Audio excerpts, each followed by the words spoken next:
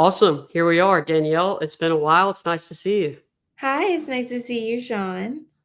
Really excited to have you on today. Thank you. Personally, you've been an inspiration for me because of our stories, having cancer and then meeting at Camp Sam and Mhm. then now you got a beautiful family, children, everything and what you're going through day to day, seeing you post about it every day. It really inspires me to keep moving forward. So I just wanted to say that. Thank you. Do you remember So, the first time we met? Do you or like the first camp session we had together when you asked me to go to the dance? yes. So for people who don't know, uh, Danielle has some years on me. She was a counselor at Camp Sam. That's I you're didn't fine. mean it that way. I have some years on you. And I was a kid going through cancer and at Camp Sam, our amazing cancer camp in Alabama at Lake Martin. And I asked Danielle to the dance as a kid. Mhm. Danielle said yes. And we've kind Mhm. of kept up from them. Danielle has always been, I was a counselor and then you were a counselor. So it was kind of a full circle moment when I got older and Yeah, everything. You yelled at me when we were wrestling on on the lake mats. probably. Probably. Yes. We weren't supposed to be Safety. doing that. Safety. Yeah. But no, I loved meeting you. I mean, I love my time there as a counselor. It's to this day, it's still the best years of my life. I mean, apart from raising my family. And watching you guys, especially you, Sean, watching you grow up into just such an incredible young man. It has been my privilege to be a part of your life and a part of your story. And I just love to see what you're doing. Thank you. Thank you. And for those listening, Danielle was always a mainstay of camp. Like you knew Danielle was going to be there year in and year out. You may have not kept up with Danielle, but you always knew, oh, yeah, we're going to camp. Danielle's going to be there. You'll be there. I was for 10 years. Awesome. So, for people who don't know you as well as I do, could you tell your cancer story? Which one do you want to hear? Let's start from the beginning. Okay. Well, my first cancer story started in 2002, and I was 15, and I was diagnosed with ovarian cancer in my right ovary. And I had treatment, I had surgery, and I had chemotherapy, and kind of went through the whole thing really young, but also in a very adult setting. Lived in Pensacola, Florida at the time, and not near Children's Hospital. And so I had all of my treatment done with, little ladies in their in their 60s, which is kind of the common place for an ovarian cancer to show up. Mhm. And it wasn't until I started volunteering with camp that I actually met other kids who had gone through what I went through, both as campers and some as counselors. And so that's what made camp so special to me was it truly was the first time I ever felt like I belonged somewhere. Um, and so that's my childhood cancer journey. I then had 22 years where it didn't affect my life. My ovarian cancer has never come back. Although I was followed pretty closely for about 10 years. Eventually, they had told me early on that I probably wouldn't be able to have kids, both because of the ovarian cancer and the chemotherapy. And then I got married and I had three kids, despite what they told me. And my son, my oldest, was the most exciting surprise, especially as a previous cancer patient. You kind of like think to yourself, oh, your life's going to look a certain way because of what the doctors had told you. And I'd kind of always settled that my family would adopt children, and I was totally fine with that. And then that changed, you know, miracles happen. And so I ended up having three. And Fast forward to 2023, the tail end of 2023. I went to the doctor. I went to the dermatologist because I had spots on my legs, and I'd had them for a few years, and I'd had them biopsied previously in like 2020, and it came back as nothing. So it wasn't anything that I ever really worried about. And then in 2023, I realized that the spots on my legs were still there and were getting worse. And in addition to that, I developed fevers, recurrent fevers at night, which was a symptom that I remembered from being a teenager with cancer. And so that alarmed me. And so I went back and I got them rebiopsied. And when I got them rebiopsied, it came back as a form of non-Hodgkin's lymphoma. And so that is the journey that I have been on most recently. And we're going on month 19 of that. And I mean, we're still foot on the gas. Not letting up anytime soon. So going back to when you were 15, I've had Sure. conversations with other people, not just in cancer, but people who've had traumatic experiences when they were young. Did you know what you were going through at the time, or did it take a while and you learned afterwards? Honestly, in the moment, it was very procedural, you Mhm. know? You have adults in your life making decisions basically for you. You have doctors and parents who all weigh in, and yes, they listen to you, but also, like, you're still a child. So, I kinda just moved with the flow of it. Losing my hair was traumatic. I was a 15-year-old girl, you Yeah. know? So that was very real for me, and that was very traumatic for me.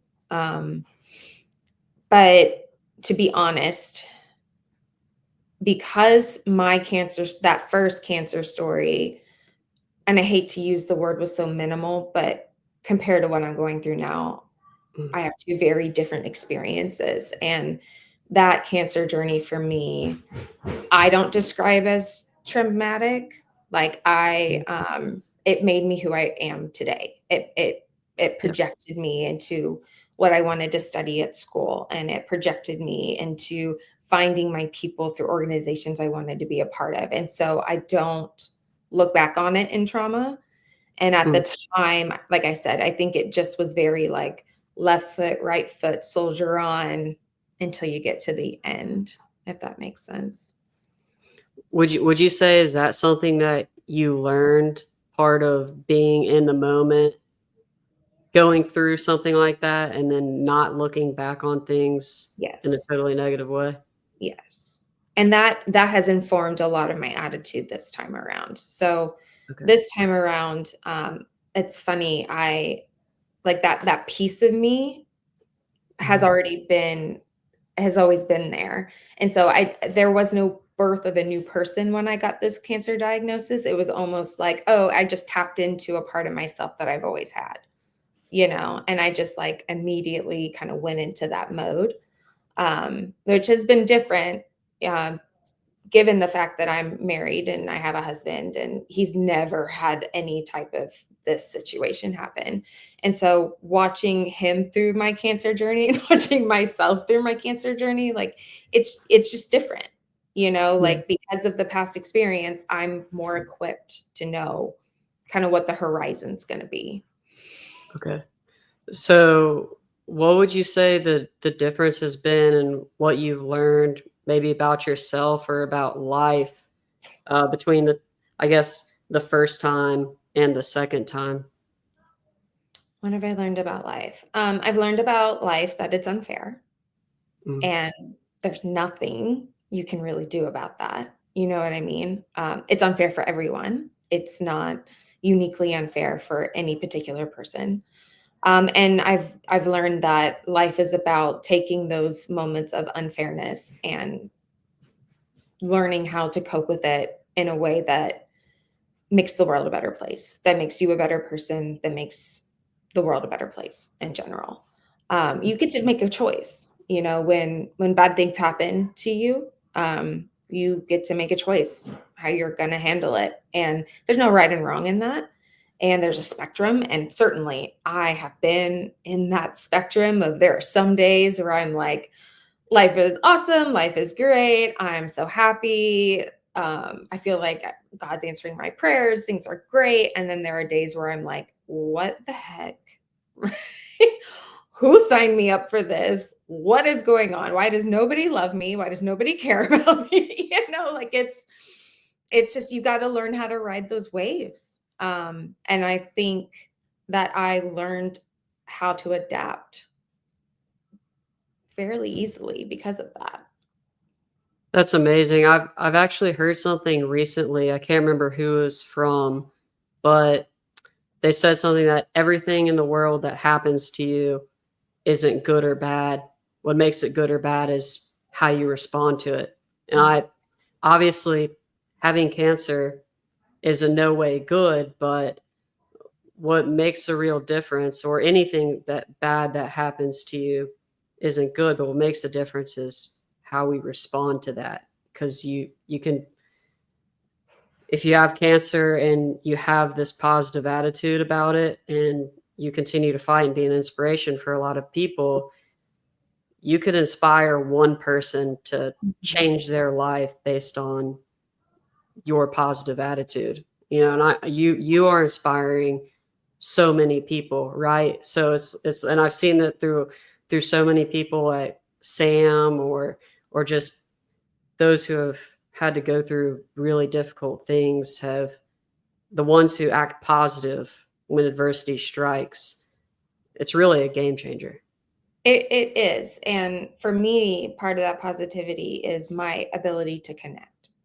Mm, So for me, struggle just is an opportunity for me to connect with other people, yeah. walk alongside people, gain empathy, be in someone's shoes with them, meet them where they are. It's so you can look at it as a negative thing and kind of have a pity party. And again, been there, done that. Yes. You can do that for a day or two or five. But long term, it doesn't get you anywhere. You end up just kind of holding yourself up and not living your potential. And I believe as humans that we were created for connection. And so I see an opportunity in suffering for connection. And so that is a goal of mine. How have you seen connection play out firsthand? I see connection with other moms that I'm very open about this cancer journey.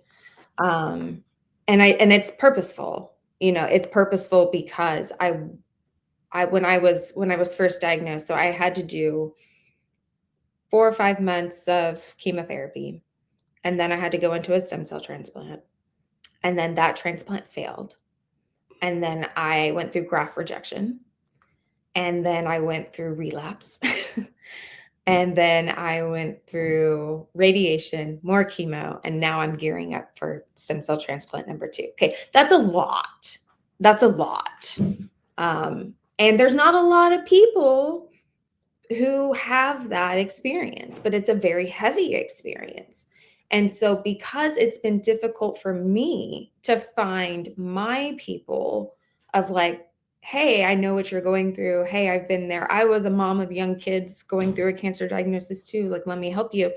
Because I have had trouble finding them, I myself am putting myself out there so that they can find me. And so, and I have been able to connect with people, especially like on social media. I've connected with people all around the world who are going through my particular diagnosis, that I'm going through stem cell transplants, that have small kids, people who are like, how the heck do you do this and raise children? And I just say, community, like you have to have help, and like kind of normalizing that.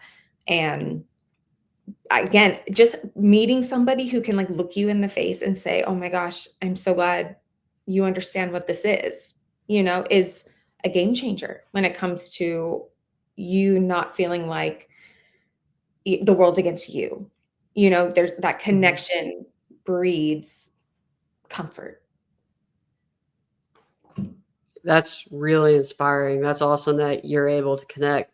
People talk about all the negatives of social media, Yeah. and no one likes to shine a light on the positive. I mean, something like that to me is so positive. And we were able to connect through social media, and you inspire me because, I mean, I don't want to get super, super emotional, but like Okay. I've talked about this with other cancer survivors, but the greatest fear is getting cancer again. Mhm.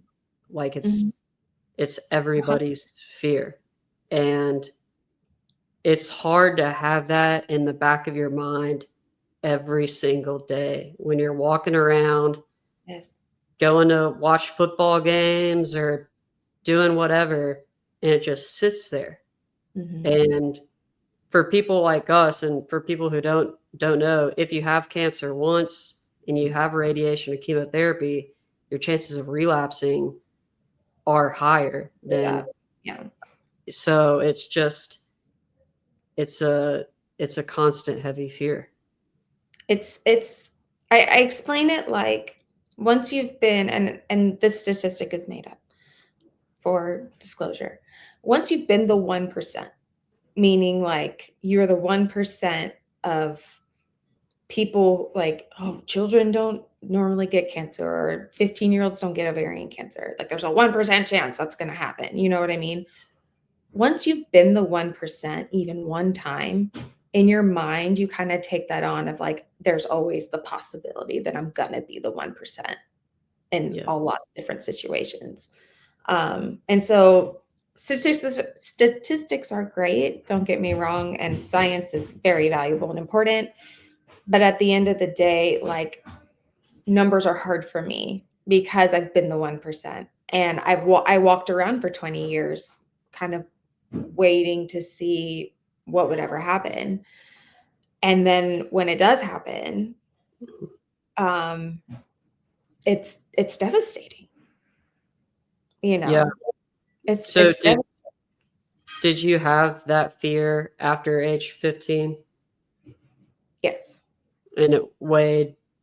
Not in a way that like crippled me, Mhm. but I mean, I had it anytime I had, because I got followed regularly and got blood work done or scans, et cetera. And anytime those appointments came up, like, of course I would, Yeah. it was always like a scary thing. And I lived in Florida, and I purposefully chose to go to Auburn University, which was a 3.5 hour drive from my home.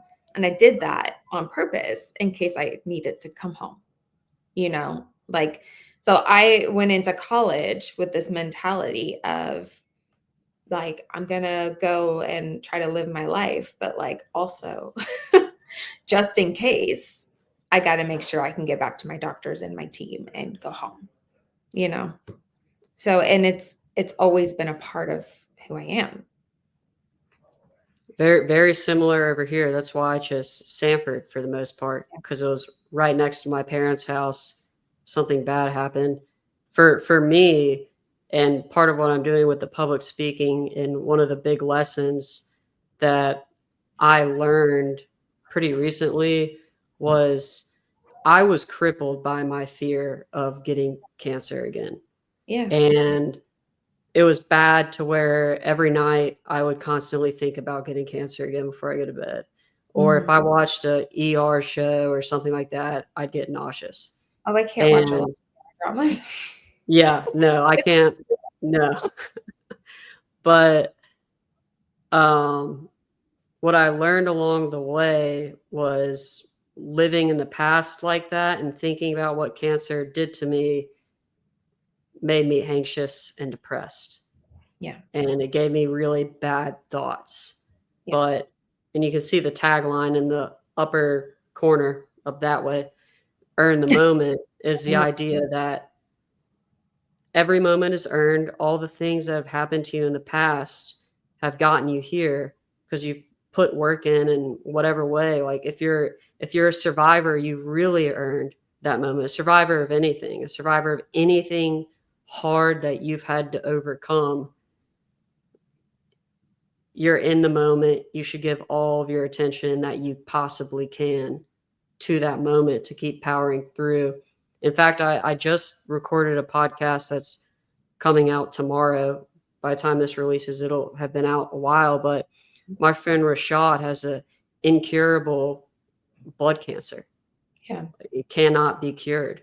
He played football for UAB, and then the team disbanded, and he was diagnosed with cancer, and he's still fighting it to this day. It's just a constant battle, Yeah. and he's always so positive.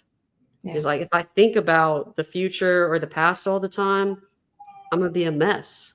I just have to go through each day, and some days are hard. Like some days you slip up. It's not possible to be in the moment all the time, Right. but it's something that's really freeing. It's necessary. Mm-hmm.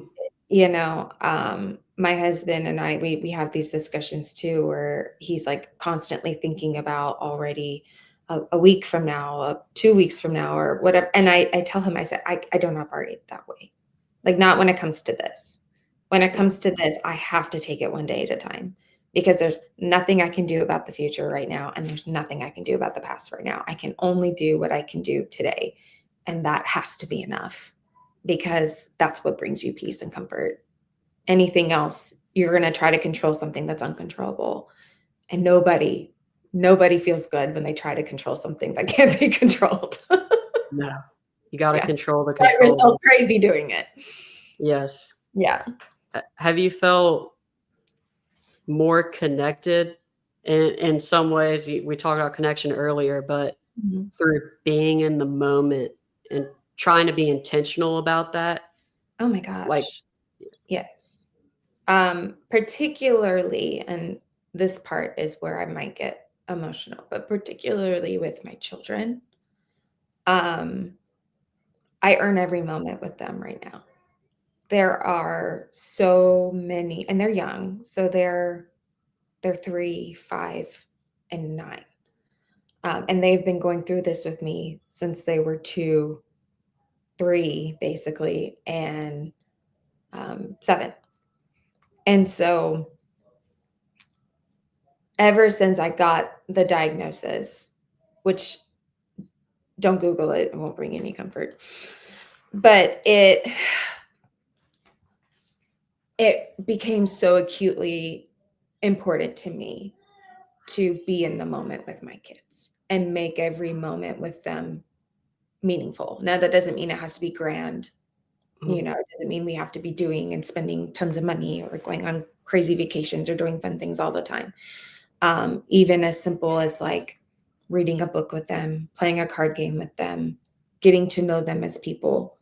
I'm just so much more in tune with that opportunity, because right now over my head is this looming idea that there might be a day where I'm not there. And so I want to just fill their buckets full of as many intentional moments with mom as I possibly can. So that if worst case scenario does end up happening down the road, I know I did all I could do in the moment, you know? that's beautiful. And I think that's something that it's so hard today too, with phones, social media, all Mhm. these different things. It's not just the fears of what might happen, but there's so many distractions.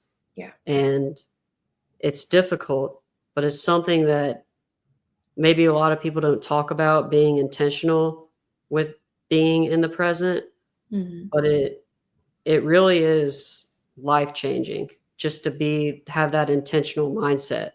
And like that, our stories are similar in a lot of ways. And with Tyler, my best friend, who passed away from cancer, the story I tell when I'm talking to people and trying to convince them to take on this earn the moment mentality so they can live more enriched lives is when I was little with Tyler, we were both battling cancer. I was constantly thinking about what toy I was going to get in the future, or worrying about the future, or thinking about the past, ask with pity, sort of, and asking God, why me? All this. I Mhm. was never in the present, and I don't remember my last moment with my best friend Yeah.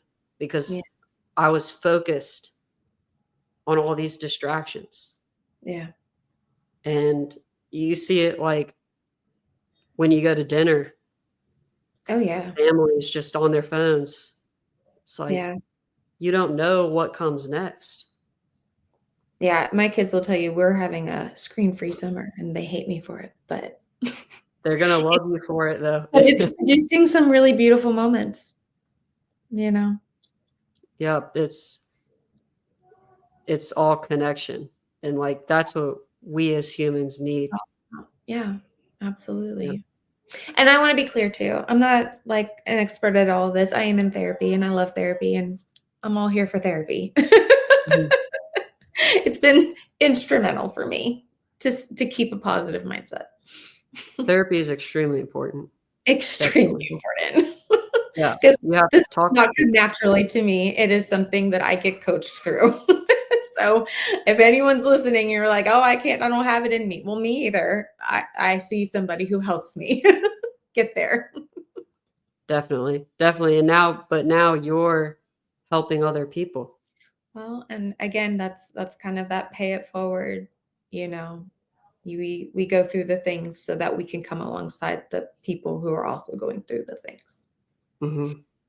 Have you ever I've started to think about this recently after having conversations with other people about, one, the timeline of having cancer in your life, whether you're really young, and I'm hearing a story about someone who, like James Howell, who got it when he was a little bit, like, at a different age, Mhm. and and other people too, like Rashad, who got it when he was in college, and things like that. I think your perspective is being a mother, having a family is so important. Um, I kind of lost track of my question, but have you thought about those Like different timeline? differences, and how it's like impacted you as being someone who's had it when they were younger Mhm. to now, and Timeline wise, I mean, like I said before, because my cancer experience the first time around had a positive outcome, I can now look back and I can say, wow, okay, that one experience led me to all of these beautiful things that happened in my life. And I show gratitude towards that. And it shaped who I became. You know, a teenager is very moldable. Um, they're figuring out who they are. They're figuring out about the world. They're starting to make their own choices. And I grew up. You know, I grew up really fast, and that helped inform a lot of things that like I said, what I went into my job. I went into social work. I interned at St. Jude with pediatric oncology.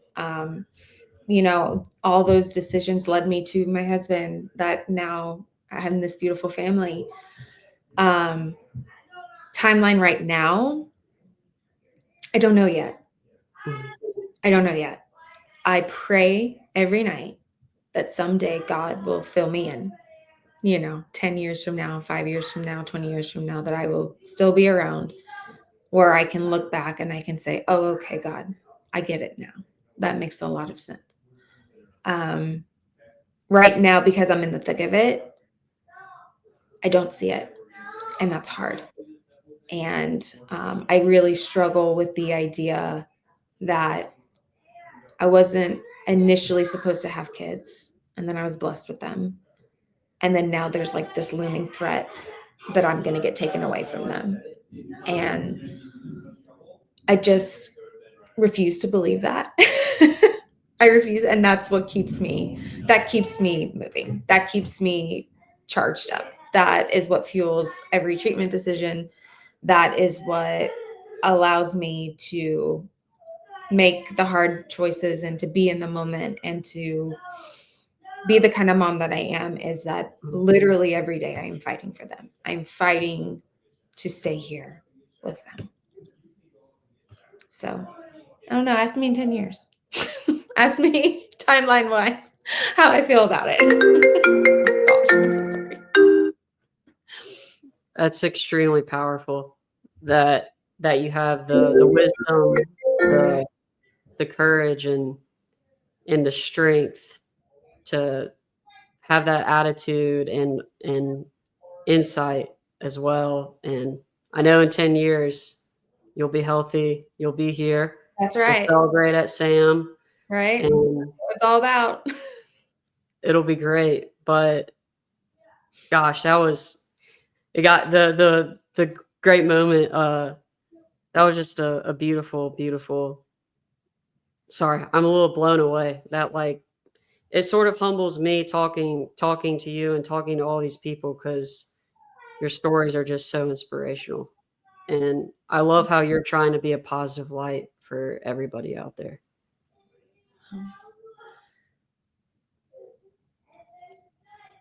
I mean, it's like I said, it's a choice.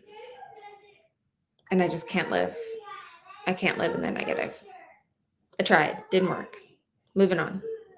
I love that. I love that. It was so great talking to you, Danielle. I'm talking to you too, Sean. Thanks so much. Hopefully we'll what's that? Sorry. Thanks so much for inviting me. Yes, yes. I think a lot of people will benefit from your story and your perspective.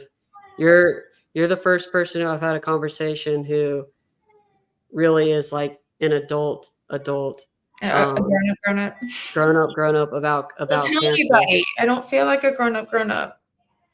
You're not a grown up. You're always young. I'm still dancing on tables singing I Want It That Way. I'm still a kid. Yes. Well, I really enjoyed our conversation, and I'll be praying for you. Everybody listening, please send up your prayers. The power of prayer definitely works. And so thankful for you, Danielle. I'm so thankful to have met you a long time ago. Yeah. Goat of camp counselors at Camp Sam. Yeah, that's right.